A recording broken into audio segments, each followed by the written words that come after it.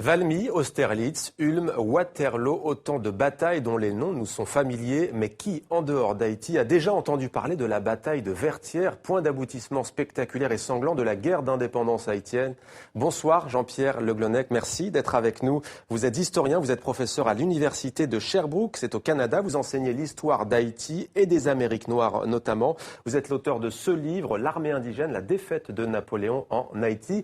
Le livre est publié aux éditions Lux. Alors, vous vous penchez donc sur cet épisode méconnu de l'histoire de France et de l'histoire d'Haïti. Racontez-nous la bataille de Vertières. La tâche est impossible. L'histoire de la bataille a été racontée par le plus grand historien haïtien du XIXe siècle, Thomas Madiou, à la façon romantique, à la façon Michelet. Et Madiou a alors tout dit. Je ne suis pas sûr qu'il s'est appuyé sur des sources, mais il a tout dit. Finalement, le 18 novembre 1803, c'est vraiment l'acte final de la guerre d'indépendance. Et la bataille, la toute dernière bataille, dure environ 11 heures. Elle commence vers 6 heures du matin. Elle se termine à 5 heures par un orage providentiel. On peut imaginer que cet orage est un signe des dieux vaudous peut-être, qui accompagnent, qui chevauchent les héros de l'armée que l'on appelle l'armée indigène. L'armée de libération haïtienne est dirigée par le général Jean-Jacques Dessalines, et on l'appelle donc armée indigène ou armée des Incas, ça dépend des expressions. Cette bataille n'est pas marquée, le soir il n'y a pas vraiment de vainqueur ou de vaincu, mais ce qui est certain c'est que dans la nuit du 18 au 19 novembre, le fort de Vertières est évacué par Rochambeau, et c'est la fin d'un rêve de résurgence finalement d'un monde colonial français. Ce rêve est le rêve napoléonien, il s'effondre le soir du 18 novembre 1803. En quoi est-ce, selon vous, un moment clé de l'histoire de ces deux pays ? C'est un moment clé puisque le 18 novembre 1803, la plus belle colonie du monde atlantique français, la plus belle colonie du monde atlantique en général, s'effondre.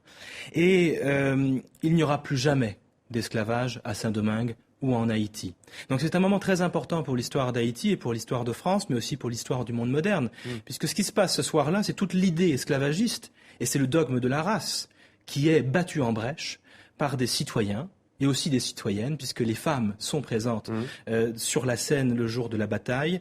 L'idée de race, l'idée d'esclavage racial est battue en brèche, et à la place, ce qui triomphe le 18 novembre 1803, c'est le droit à la vie, le droit à la liberté, et le droit à la citoyenneté. Il s'inspire en fait des idéaux de la Révolution française. Alors qui s'inspire de qui ? On pourrait dire l'inverse. On pourrait dire finalement que les Français se sont peut-être aussi inspirés de la lutte des esclaves de Saint-Domingue, qui se révoltent à partir de 1791 et qui obtiennent leur liberté.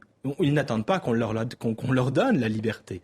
L'esclavage est aboli, certes, en 1794 en France, mais il est aboli parce que les esclaves eux-mêmes, à Saint-Domingue, sont allés chercher leur liberté au terme d'une résistance héroïque.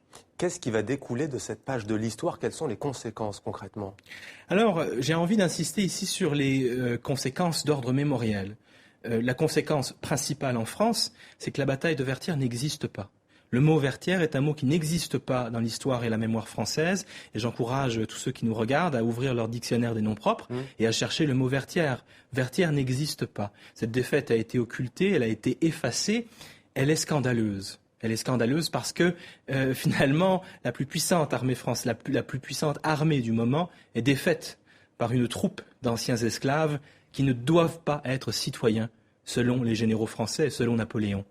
Vous parlez aussi dans votre livre de l'élite au pouvoir en Haïti qui, elle aussi, a voulu quelque part masquer cet épisode de l'histoire. Expliquez-nous. Alors c'est une longue histoire, mais dans les faits, en effet, la bataille de Vertières n'est pas commémorée en Haïti avant les années 1930 environ. Ce qui se passe au XIXe siècle, c'est qu'il y a une lutte de pouvoir entre les différents chefs d'État haïtiens qui cherchent d'abord à cultiver leur propre culte.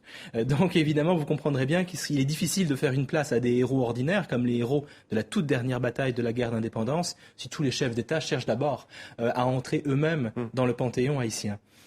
Au XXe siècle, Vertières commence à être reconnu comme un moment important dans l'histoire d'Haïti à la faveur de l'occupation américaine du pays. À partir du moment où il y a un nouvel occupant, eh bien, on ressort les héros de Vertières du placard historique et pour mobiliser, c'est ça, pour mobiliser. Mais Vertières est un symbole de résistance populaire, encore aujourd'hui en Haïti. Oui. Alors justement, beaucoup d'Haïtiens ont connaissance de cette histoire et ils pensent, et pas seulement d'ailleurs les Haïtiens, que ce pays continue de payer aujourd'hui le prix de son indépendance. Est-ce que c'est un sentiment que vous partagez, vous qui travaillez sur cette page de l'histoire? Certainement, certainement. Vertières est un moment scandaleux. Si le 18 novembre 1803 n'existe pas dans le calendrier français, alors que c'est un moment d'histoire de France, c'est qu'il se passe là quelque chose d'impensable. Et qu'est-ce qui est impensable? C'est le renversement de la relation esclavagiste. Première République noire? Première République noire, mais ça va bien au-delà.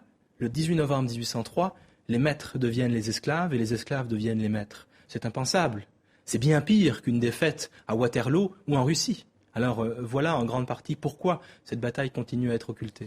Jean-Pierre Le Glonec, l'armée indigène, la défaite de Napoléon en Haïti, à lire absolument si vous êtes passionné d'histoire et si vous voulez connaître une partie de l'histoire de France et d'Haïti. Merci à vous d'avoir témoigné dans 64 minutes.